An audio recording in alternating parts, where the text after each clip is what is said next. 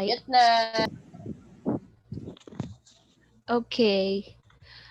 1, 2, 3. Naka-record na, Ayla? Okay na, Ayla? Guess, sige. 1, 2, 3, go.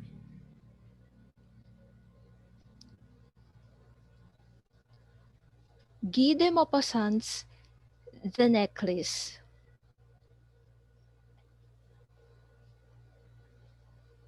She was one of those pretty and charming girls born, as if by an error of fate, into a family of clerks.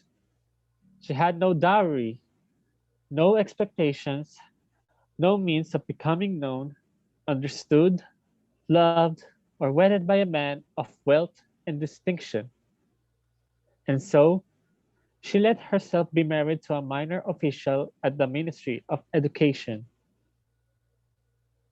She dressed plainly because she had never been able to afford anything better, but she was as unhappy as if she had once been wealthy. Women don't belong to a caste or class. Their beauty, grace, and natural charm take the place of birth and family. Natural delicacy, instinctive elegance, and a quick wit determine their place in society and make the daughters of commoners the equals of the very finest ladies. She suffered endlessly, feeling she was entitled to all the delicacies and luxuries of life. She suffered because of the poorness of her house as she looked at the dirty walls, the worn out chairs, and the ugly curtains. All these things that another woman of her class would not even have noticed tormented her and made her resentful. The sight of the little Breton girl who did her housework filled her with terrible regrets and hopeless fantasies. She dreamt of silent antechambers hung with oriental tapestries, lit from above by torches in bronze holders, while two tall footmen in knee-length breeches napped in huge armchairs, sleepy from the stove's oppressive warmth. She dreamt of vast living rooms furnished in rare old silks, elegant furniture loaded with priceless ornaments, and inviting smaller rooms, perfume, paid for afternoon chats with close friends, famous, sought after men who all women envy and desire. When she sat down to dinner at a round table covered with a 3-day-old cloth opposite her husband who, lifting the lid of the soup, Wait shouted lang. Pause excitedly. muna tayo. Okay lang. Ulit tayo mamaya. Nagsasalita kasi yung kapatid ko eh. Tapos nagkamali ako ng lipat kanina. Hindi naman rinig yung nagsasalita. Ay, hindi rinig Hindi si naman po ate. rinig. Hindi po rinig. Hala, sorry. Ulitin mo Sige, na lang Kiko dun sa when she sat down. Tama. Diyan Okay. nagkamali kasi ako. Sige, ulit. 1, 2, 3, go. When she sat down to dinner at a round table covered with a 3-day-old cloth opposite her husband, who lifting the lid of the soup, shouted excitedly. Beef stew. What could be better? She dreamed of fine dinners, of shiny silverware, of tapestries which peopled the walls with figures from another time, and strange birds in fairy forest.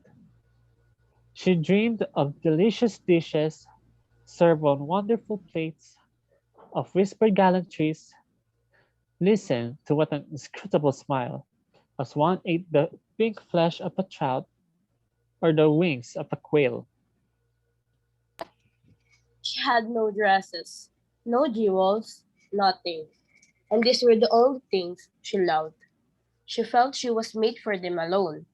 She wanted so much to charm, to be envied, to be desired, and sought after. She had a rich friend, a former schoolmate at the convent, whom she no longer wanted to visit because she suffered so much when she came home. For whole days afterwards, she would weep with sorrow, regret, and misery. One evening, her husband came home with the air of triumph, holding a large envelope in his hand. Look, He said. here's something for you. She tore open the paper and drew out a card on which was printed the words, "The Minister of Education and Madame George Ramponneau request the pleasure of Monsieur and Madame Loisel's company at the Ministry on the evening of Monday, January 18th. Instead of being delighted, as her husband had hoped, she threw the invitation on the table resentfully and muttered, What do you want me to do with that? But my dear, I thought you would be pleased.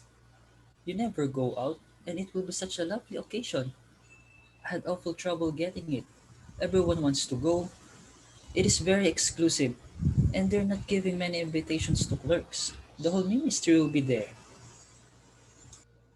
She stared at him angrily and said impatiently, And what do you expect me to wear if I go?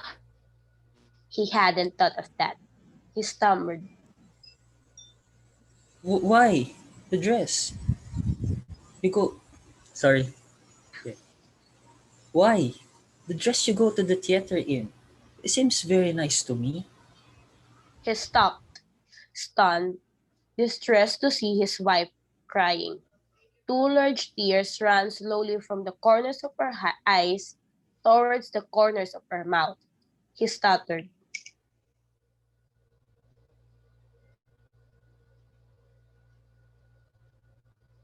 Sorry. Ako na pala.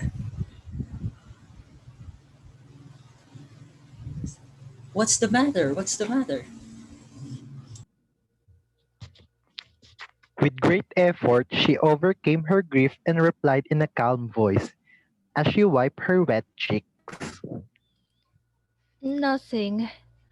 Only I have no dress, and so I can't go to this party. Give your invitation to a friend whose wife has better clothes than I do. He was distraught, but tried again. Let's see, Matilde. How much would a suitable dress cost? One which you could use again on other occasions. Something very simple. She thought for a moment, computing the cost, and also wondering what amount she could ask for without an immediate refusal and an alarmed exclamation from the thrifty clerk.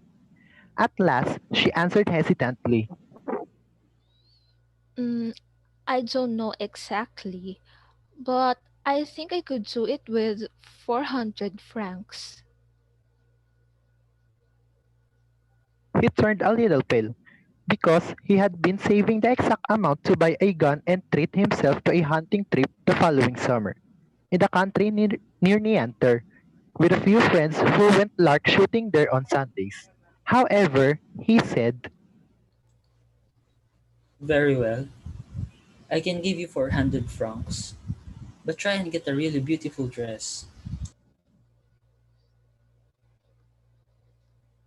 the day of the party drew near, and Madame Loisel seemed sad, restless, anxious. Her dress was ready, however. One evening, her husband said to her, What's the matter? You've been acting strange these last 3 days. she replied, I'm upset that I have no jewels. Not a single stone to wear. I will look cheap. I would almost rather not go to the party. You could wear flowers. he said, They are very fashionable at this time of year. For 10 francs, you could get 2 or 3 magnificent roses. she was not convinced. No, there is nothing more humiliating than looking poor in the middle of a lot of rich women. How stupid you are!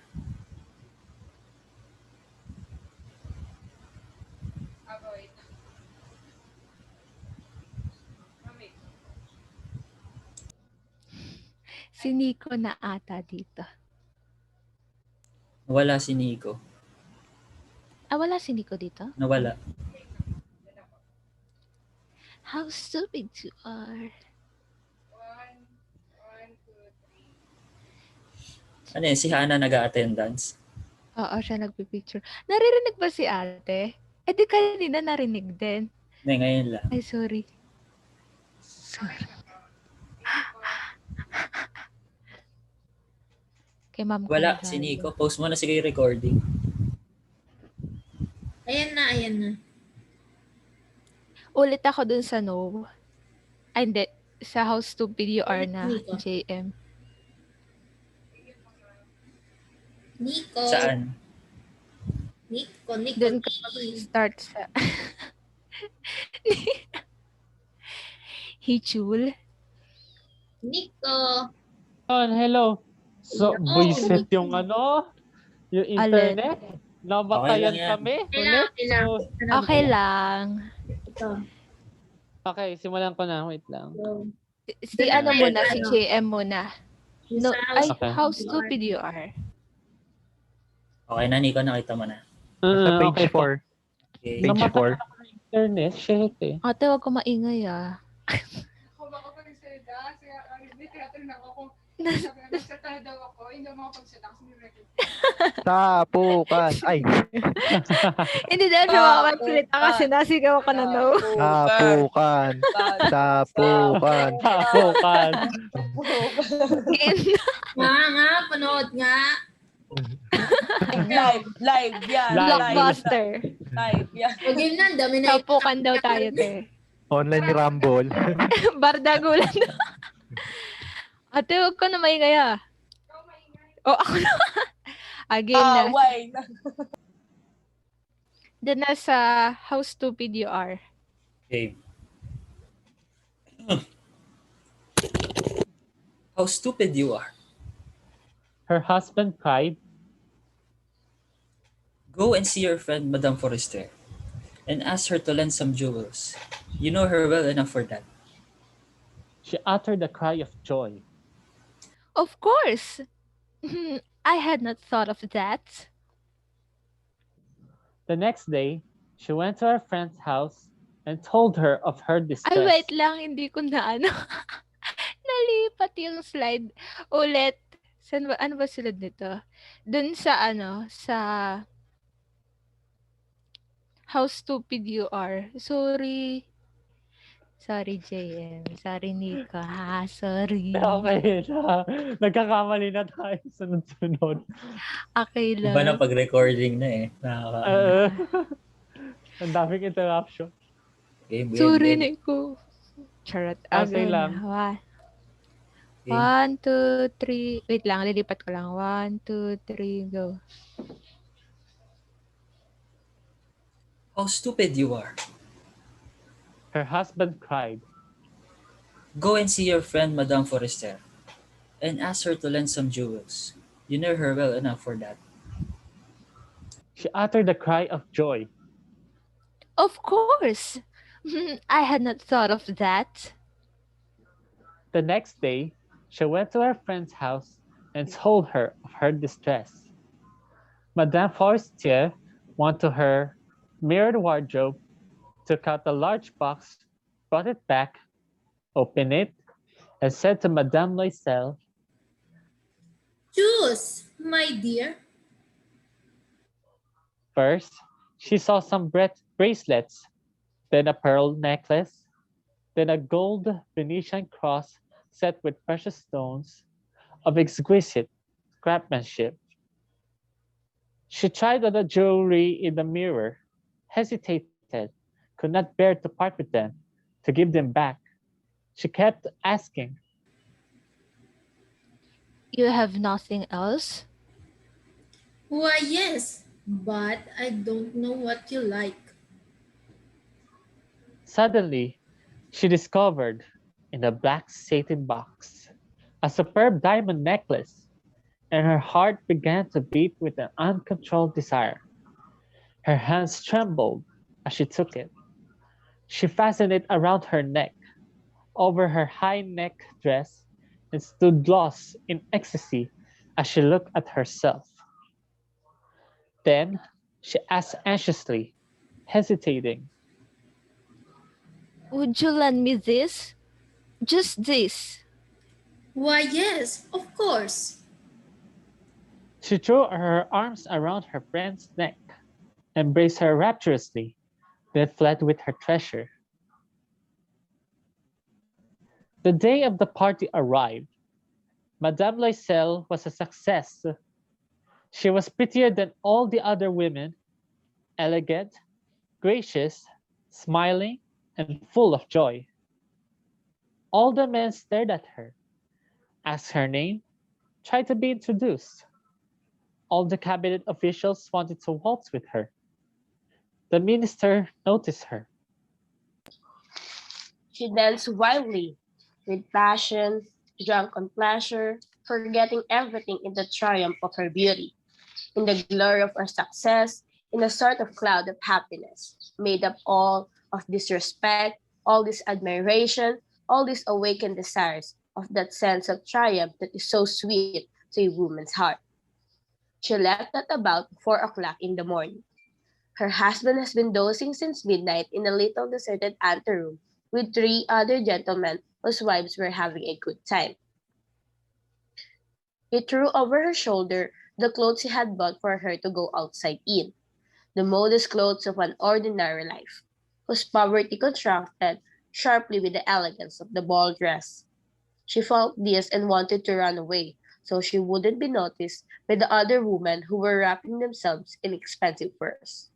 Loisel held her back.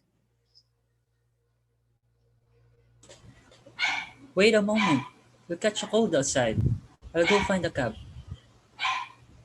But she would not listen to him and ran down the stairs.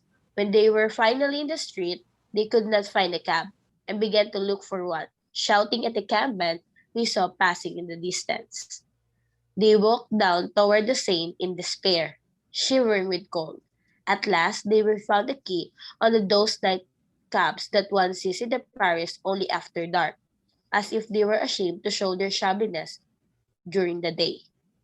They were dropped off at their door in Rue de Martyrs and sadly walked up the step to the apartment.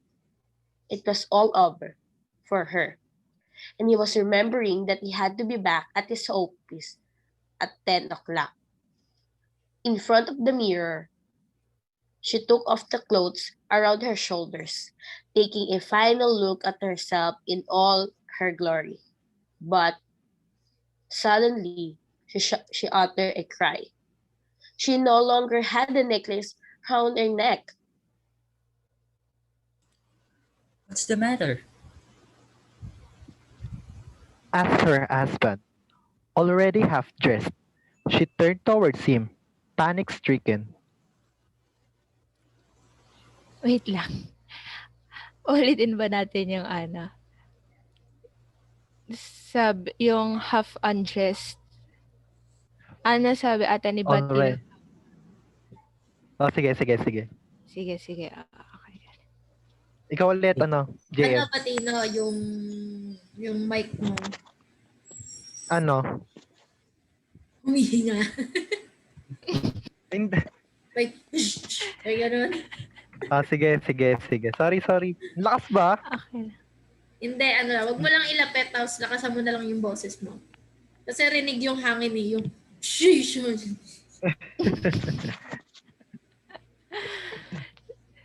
Ay, Ang lakas kasi nung mic na ito eh. Sorry Ang lakas kasi talaga Okay nung mic na lang. ito. Nasaan na ba? Shut. Ito na eh. Ay, nasan ba? Ay, What's the matter naligaw na? ako. Yung What is nakita the mo. matter? Ayan. One. Sige. 1, 2, 3. Go. What's the matter? Asked her husband, already half undressed. She turned towards him, panic-stricken. I no longer have Madame Forrester's necklace. He stood up, distraught. What? How? That's impossible. They looked in the folds of her dress, in the folds of her cloak, in her pockets, everywhere, but they could not find it. Are you sure you still had Sorry.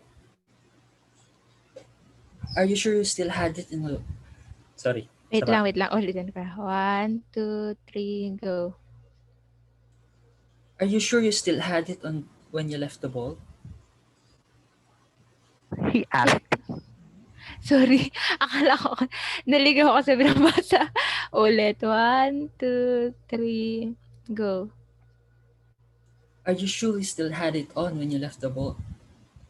He asked. Yes, I touched it in the hall at the ministry. But if you had lost it in the street, we would have heard it fall. It must be in the cab. Yes, that's probably it. Did you take his number?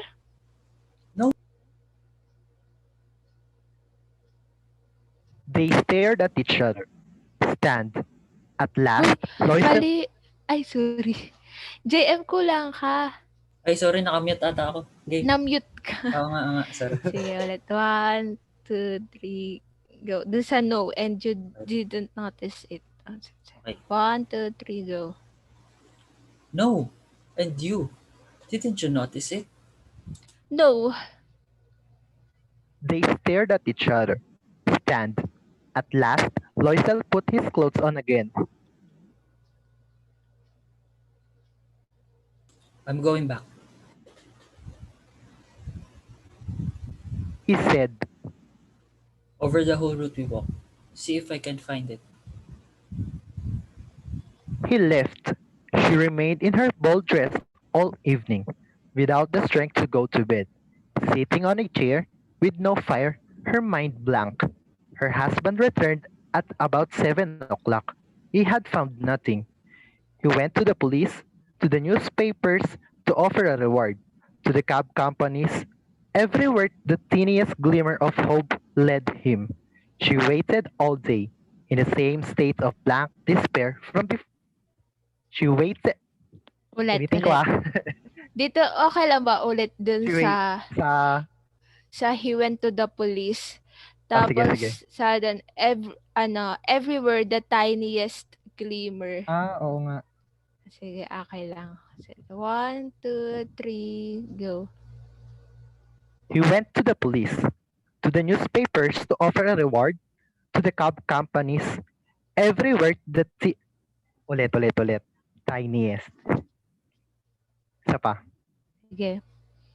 1, 2, 3, go. He went to the police, to the newspapers to offer a reward, to the cab companies. Everywhere the tiniest glimmer of hope led him. She waited all day, in the same state of blank despair from before this frightful disaster. Loisel returned in the evening, a hollow, pale dun sa Loisel, ulitin ko Sige, ulit. 1, go. Okay, 1, 2, 3, go. Loisel returned in the evening, a hollow, pale figure. He had found nothing.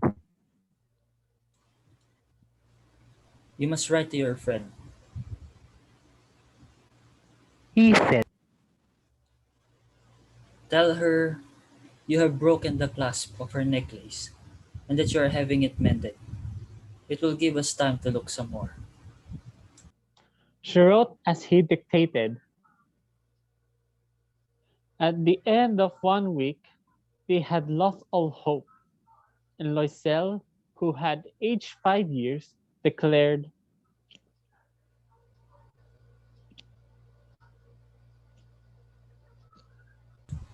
We must consider how to replace the jeweler.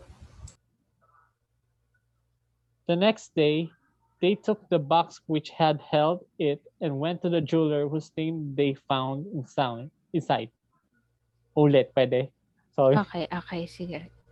1, 2, 3, go. The next day, they took the box which had held it and went to the jeweler whose name they found inside. He consulted his books. It was not I, madame, who sold the necklace. I must simply have supplied the case. And so they went from jeweler to jeweler, looking for a necklace like the other one, consulting their memories, both sick with grief and anguish. In a shop at the Palais Royal, they found a string of diamonds, which seemed to be exactly what they were looking for. It was worth 40,000 francs. They could have had it for 36,000. So they begged the jeweler not to sell it for 3 days, and they made an arrangement that he would take it back for 34,000 francs if the other necklace was found before the end of February. Loisel had 18,000 francs, which his father had left him. He would borrow the rest.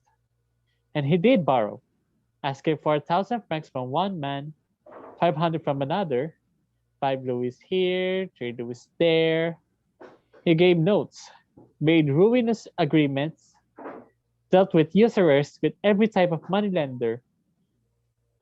He compromised the rest of his life, risked signing notes without knowing if he could ever honor them, and, terrified by the anguish still to come, by the black misery about to fall on him, by the prospect of every physical privation and every moral torture he was about to suffer, he went to get the new necklace and laid down on the jeweler's counter 36,000 francs. When Madame Loisel took the necklace back, Madame Forestier said coldly, You should have returned it sooner. I might have needed it. Ay, sorry, hindi ako naka-open cam. Wait lang. Ulit. Ulit. Sige. 1, 2, 3, go. You should have returned it sooner. I might needed it. Hindi ko ta nakikita, Ayla. Hindi ako kita. Ako kita ko sarili. Ayan na pala. Ay, Ayan. sige. Ulit na lang. Ulit. Sige, 1, 2, 3. There you go. You should have returned it sooner. I might have needed it. To the relief of her friend, she didn't open the case. If she had detected the substitution, what would she have thought?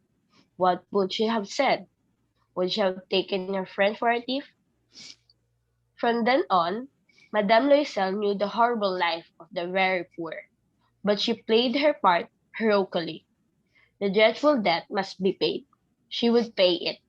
They dismissed their maid, they changed their lodgings, they rented a garret under the roof. She kept the drudgery of housework, the arduous labor of the kitchen. She washes the dishes, staining her rosy nails on greasy pots and the bottoms of pans. She washed the dirty linen, the shirt, and the disclothes, which she hung to dry on the line. She carried the garbage down to the street every morning and carried up the water. Sorry. Iba yung napindot ko. Sige na. Sa, Saan? na ba? She came to know the ay, di pala. Sa, she washed the, sige, ulit na lang doon sa paragraph Sige, niya. sige. Sige. Sorry. Okay lang. Sige. Game. She came to know the drudgery of housework, the arduous labor of the kitchen. She washed the dishes, staining her rosy nails on greasy pots and the bottoms of pans. She washed the dirty linen, the shirt, and the disclothes, which she hung to dry on the line. She carried the garbage down to the street every morning and carried up the water, stopping at each landing to catch her breath. And, dressed like a commoner, she went to the fruiter, the grocers, the butchers, her basket on her arm, bargaining, insulted, fighting over every miserable sou. Each month, they had to pay some noil. Ulit. 1, 2, 3. Go. Each month, they had to pay some notes. Ulit. Wait lang. Kailangan siyuan. Sige. 1, 2, 3, go. Each month, they had to pay some notes. Renew others, get more time. Her husband worked every evening, doing accounts for a tradesman, and often, late into the night, he sat copying a manuscript at 5 sous a page. And this life lasted 10 years. At the end of 10 years, they had paid off everything, at usurious rates and with the accumulation of compound interest. Madame Loisel looked old now. She had become strong, hard, and rough like an old woman of impoverished household, with hair half combed, with skirt awry, and reddened hands. She talked loudly as she washed the floor with great swishes of water. But sometimes, when her husband was at the office, she sat, ugh, let. But sometimes na. Sige. But sometimes, when her husband was at the office, she sat down near the window and thought of that evening at the ball so long ago, when she had been so beautiful and so admired. What would have happened? What would? Sige, 1, 2, 3, go. What would have happened if she had not lost the necklace? Who knows? Who knows? How strange life is, how fickle, how little is needed for one to be ruined or saved.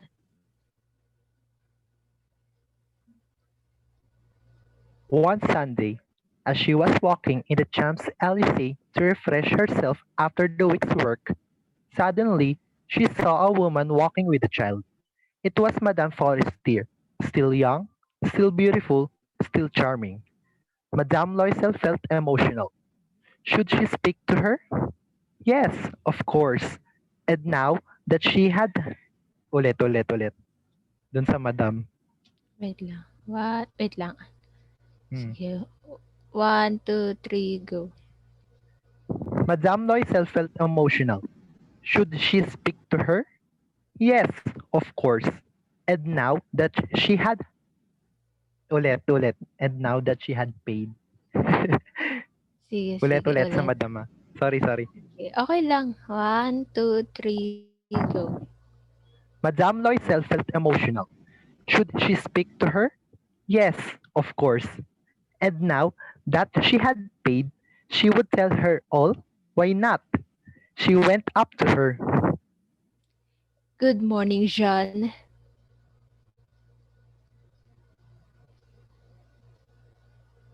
The other, astonished to be addressed so familiarly by this common woman, did not recognize her.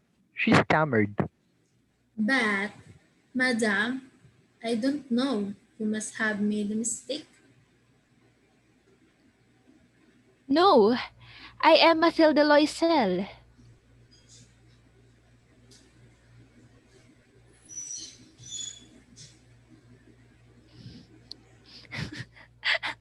Matin. Her friend uttered. Sige. Oo nga, One. hindi ko napansin. Sorry. Okay lang. Sige. 1, 2, 3. Dun sa her friend Ako? uttered. Sige. 1, 2, 3, go. Her friend uttered a cry. Oh, my poor Matilda, how you were changed. Yes, I have had some hard times since I last saw you, and many miseries, and all because of you. Me? How can that be? You remember that diamond necklace that you lent me to wear to the ministry party? Yes, well, Well, I lost it. what do you mean? You brought it back. I brought you back another exactly like it, and it has taken us 10 years to pay for it. It wasn't easy for us. We had very little, but at last it is over, and I am very glad. Madame Forrester was stunned. You say that you brought a diamond necklace to replace mine? Ulit, you bought. Ulit. Sige. Batino dun sa Madame Forrester was stunned. Let's say 1, 2, 3, go. Madame Forestier was stunned. You say that you bought a diamond necklace to replace mine? Yes, you didn't notice then. They were very similar. As she went smiled with proud and innocent pleasure. Madame Forestier, deeply moved, took both her hands. Oh, my poor Matilde. Mine was an imitation. It was worth 500 francs at most.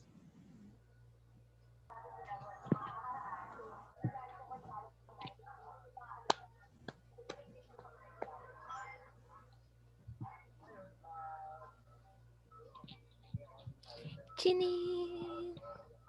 Tapos na.